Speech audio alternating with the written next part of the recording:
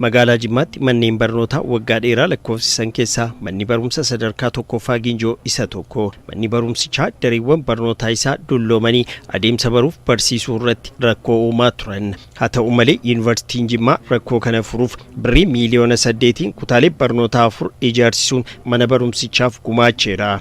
Manni barumsaa keenya baay'ee rakkisaa ture. Teessoon isaallee mijataa hin turre. Baay'ee caccabaa manni barumsi barriin isaallee caccabaa waan argee ture. Bokkaan soorullee nutti ol gala ture. Amma garuu alhamdulillah kun akka argitanu daree haaraan nu hojjetamee wambariin barriin laaptooppii wanti danuun nu gugguutamaa jira. Amma akka duriirraa baay'ee nu qajeelee jira. Gareen barnootaa ergasii kan mijataa hin taane fedhii namaa kan inni hir'isuu danda'u. Barumsaa fedhii barumsaa qabnu kan inni jala gadi godhaa ture. Kutaan isaas baay'ee caccabaa ture. Balbala isaa baay'ee caccabaa ture. Kan inni mijataa hin taane ture. Akkaataan teessuma keenyaas baay'ee mijataa. Yuunivarsiitiin Jimmaa daree barnootaa ijaarsisuun dabalatatti mana barumsichaaf kompiitaroota gumaachuun barattootni itti barataa jiru. Kunis fedhii nuti barnootaaf qabnu akka dabalu taasiseera kan jedhan barattoonni deeggarsa yuunivarsiitichi mana barumsaa isaaniif taasisaa jiru galateeffataniiru. ICT haala gaariidhaan barannaa yaa'u waa'ee dhuma laaptooppii kompiitarii waan argee barannaa yaa'u kana nu godhee yuunivarsiitii Jimmaadha. Waan kana nu gootaniif baay'ee guddaa galatooma. Kutaa IT kutaa dabalataas nu ijaarameera.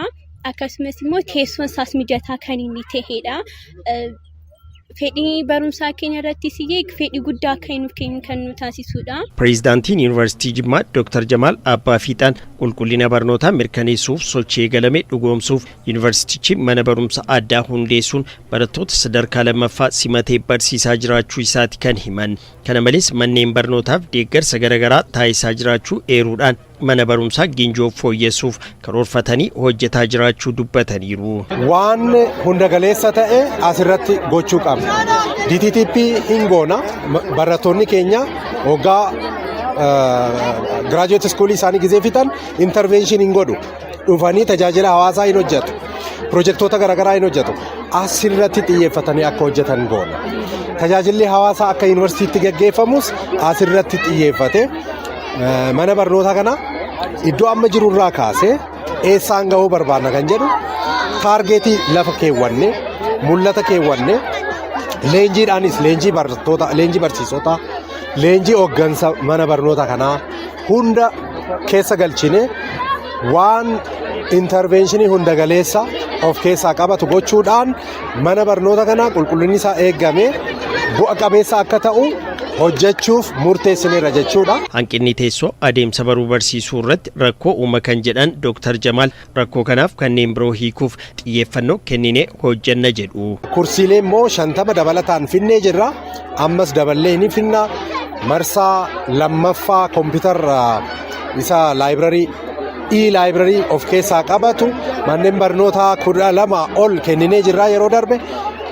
Mana barnoota kanaas fayyadamaa taasisuudhaaf bara dhufu kompiitara 50 hamma 100 kan ta'u laayibrarii guutuu of keessaa kan qabu qormaatiilee garaagaraa of keessaa kan qabu laaboraatoorii simuleeshin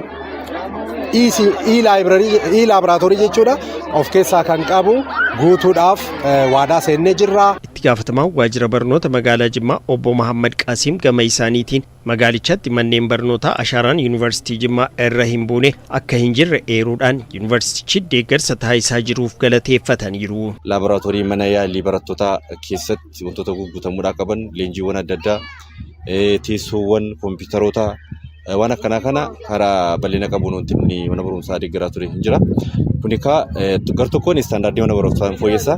Gara biraatiin immoo istaandaardii mana barumsaa fooyyee jechaan qulqullinni barnootaa sammuu sana duukaa fooyya'aa waan ta'eef gahee guddaa bahataa jiru galatoomaa jechuun ni barbaanna. Yuunivarsiitiin Jimmaa sadarkaa manneen barnootaa guddisuuf sochii taasisaa jiru cimsee itti fufa jedhameera.